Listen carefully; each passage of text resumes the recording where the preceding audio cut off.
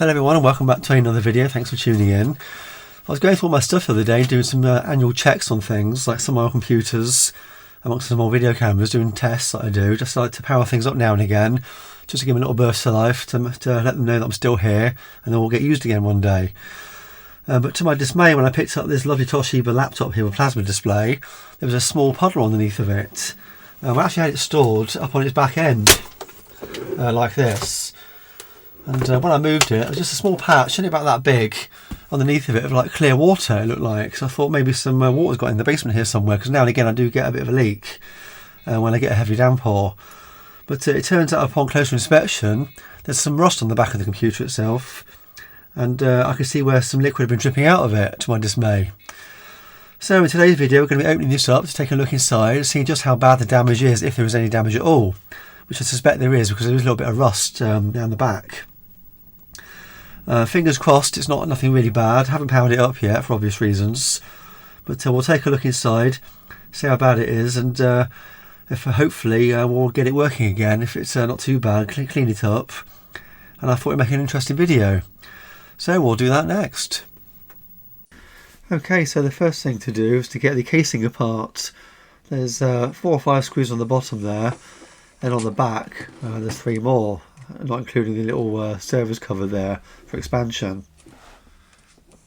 And then once you've got those undone, that will allow you to lift out the keyboard.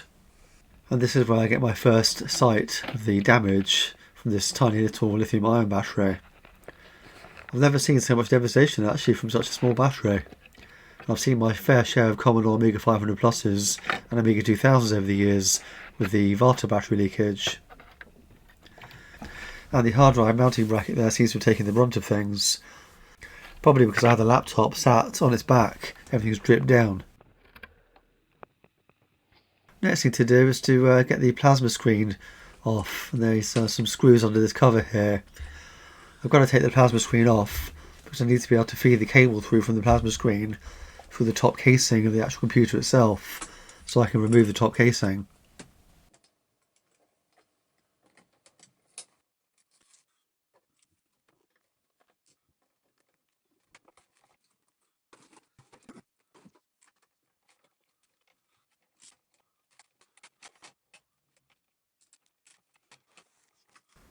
Looks like a bit of a date code there, but I couldn't quite figure out what it was.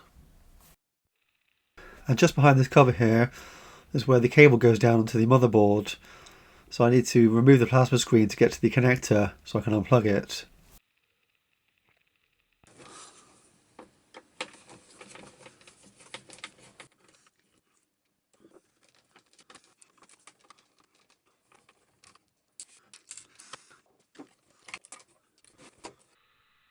I thought I'd take a moment just to show you all the back of the actual plasma screen. I must say it's very well made. Looking at all these ICs along here, just one little dry joint on one of those legs will give you one of those lines you get down the screen. This little pivoting cover here was quite a pain actually upon reassembly. If you don't get it in quite right, you can end up snagging one of the wires or crushing them, so you have to be really careful.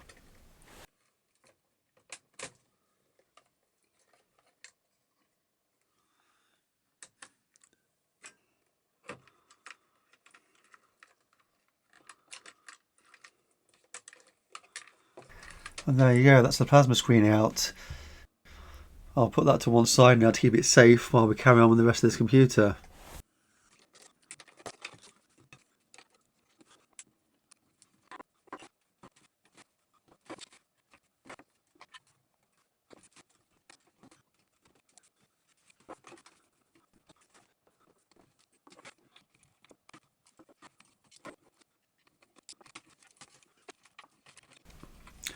And there we go, that's the power supply finally released. And I must say there was absolutely no damage whatsoever on this. It's in really good condition. And there's no dust in it either. So maybe this computer didn't get an awful lot of use back in the day. Time to move on to the hard drive caddy now.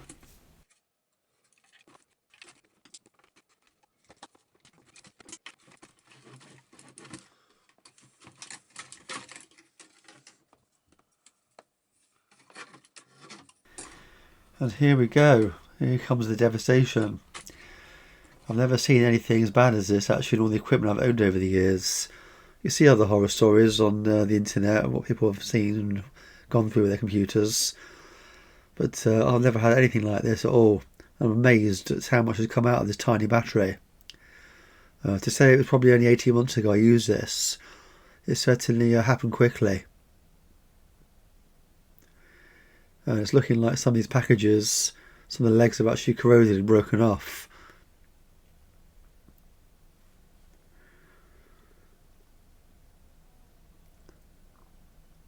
I've never seen a lithium ion battery leak like this before. This is the first for me.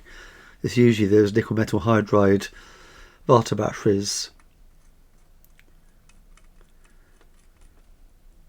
So at this point I'm just getting a little plastic tool here and just feeling what the actual material is like.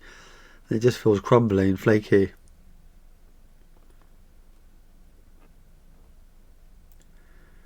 I was really in two minds on what to do at this point.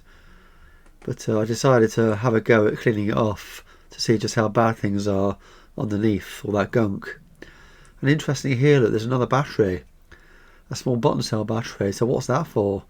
If this battery's already leaked, the other one, the lithium ion battery, what's this other battery here for? If you know, please let me know in the comments.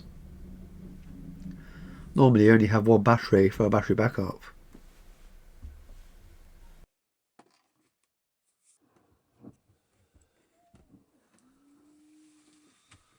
So first of all I thought I'll scrape away the harder material to see just what's going on here and how difficult it's going to be.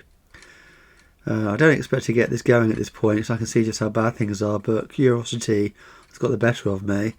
I just wanted to see just how bad the corrosion was on the tracks, on the board itself. After removing the bulk of the crustiness from the board, I decided to use the white vinegar approach so that it dissolves some of that corrosion. And if you look closer, you can actually see it fizzing away. Throughout the cleaning, I used a combination of white vinegar at one stage, and then isopropyl alcohol at another stage, and I did the same thing over and over again until I could get all the gunk off. The underside of the PCB didn't fare too badly. I can see a few capacitors there are slightly corroded, but the case itself underneath seemed to suffer more than the PCB. After giving the board its final wash of IPA, and I really went to town on it, I hung it up out in the garden on a warm day to dry out. Even after my efforts of cleaning, things were still looking quite grim for the board. I was starting to notice some other components were also affected by the leaking lithium ion battery. After using a fiberglass pen on some of the damaged areas, the chips were starting to look in better condition, but I noticed that some of the legs had come away from the PCB itself, so I decided to cover them in flux and try and reflow them.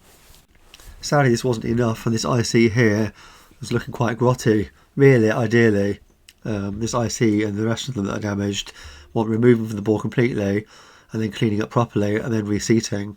But at this moment in time that's beyond my capabilities. And this IC here is actually missing a leg. It's actually rotted away completely.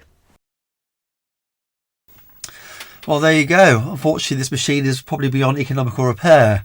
Certainly beyond my capabilities, at least anyway. I've done a bit of research on it. So some of those packages have lost their legs, it looks like.